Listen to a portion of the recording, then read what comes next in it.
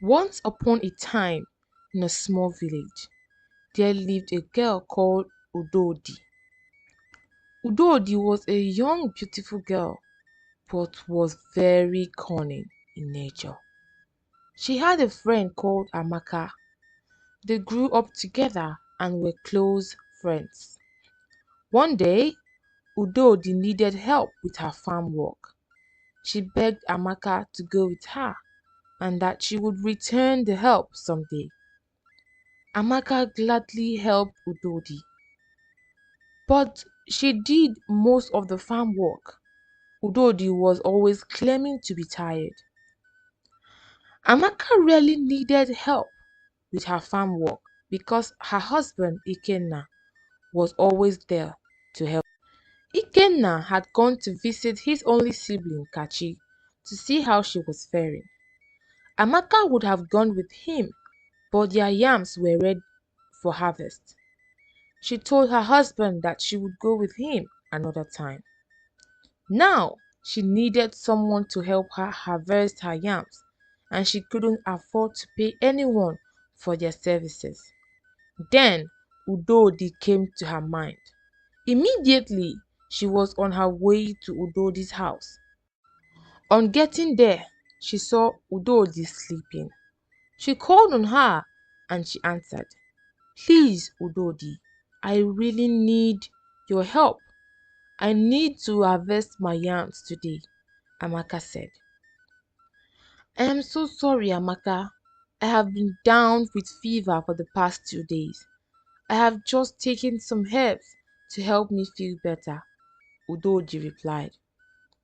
"Oh, I am sorry, my dear. Please get well soon," she said and left with some doubts in her mind.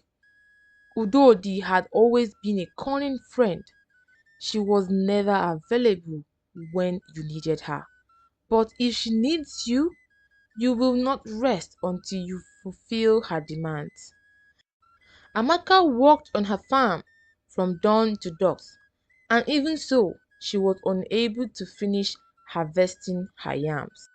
She went home in hope to continue the next day. Udodi knew Amaka would never be able to harvest all her yams alone.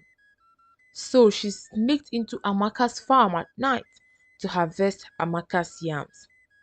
She didn't just take a few tubers, she took many that would serve her for a long time, and she smiled to herself that she had fooled Amaka. She even applauded herself for being smart. She took them home and hid the yams in a small space where no one would see them. The next day, Amaka returned to her farm and was shocked and sad about what she saw. "Someone had sneaked into my farm and stole from me, and they took almost everything. Who could this be?" she thought, but no one came to her mind. While Udodi was enjoying herself with the stolen food, Amaka was sad that someone had reaped where they did not sow. Amaka visited Udodi to check on her. She went there with some of her farm crops, and Udodi thanked her for it. When it was time for the next planting season, Udodi injured her hand from the fire while she was cooking, and that was a perfect excuse for her not to farm, so the villagers would help her. She was planning to fix something, but now she do not need to fake it anymore. People came to see her. They brought different things that would be of benefit to her, and they agreed to help her work in her farm while she rested. Udodi was okay, but she faked something else so they would help her harvest her crops. Some villagers were beginning to think that Udodi knew what she was doing, but others convinced them that they saw that she was really unfit to do farm work. Udodi continued her trick as it was working for her. Sometimes the villagers came together to help people who were not able to do their work. And when Udodi is asked to join them, she would often excuse herself. One day, the village was hit by a severe drought, causing plants to wither and water sources to dry up. The villagers gathered to find a solution to their problem, except for Udodi, who made excuses, claiming she was too occupied to partake. As the drought continued, the villagers distanced themselves from Udodi because she wasn't being helpful.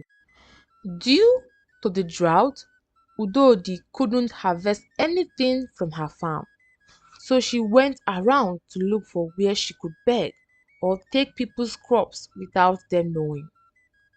She passed by Mazi Okoro's farm and saw some fresh corn. The reason was that Mazi Okoro had a well, and so he watered his farm crops with the water from the well. Udodi went inside, took some, and left. She continued doing this with other people's crops, and when the villagers noticed, they gathered to find the thief. They brought out their traps and set them around their farms and waited for the outcome. The next day, they went to their farms, and one of the villagers called Okeke saw Udodi in his farm. She was in pains. She already took his crop but happened to step on one of the traps on her way out, and she couldn't remove it, so she remained there. He helped her remove the trap, and he also alerted the other villagers, who made her carry the stolen item on her head and walk around the village. Udodi walked with shame and tears fell from her eyes. She went home after her punishment. Then she started to reflect on her past actions, of how she had been so excessively selfish and had no empathy for anyone. That night, there was a heavy storm that affected Udodi's house and others in the neighborhood. She needed help fixing her roof, so she reached out to other people, but they turned their backs on her.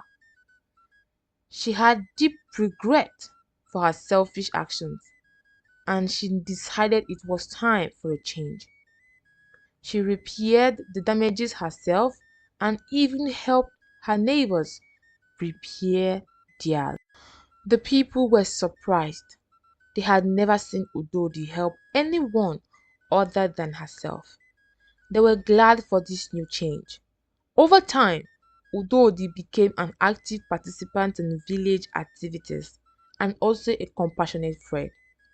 She also confessed her past deeds to Amaka, and she forgave her, and they went on to build a strong friendship. This story teaches us that we should always reflect on our actions, of how it affects us and others around us. We should always learn from our mistakes and retrace our steps. And the last, we should be able to reciprocate kind gestures because it builds friendship and trust. Thank you for watching, and I hope you enjoyed this story.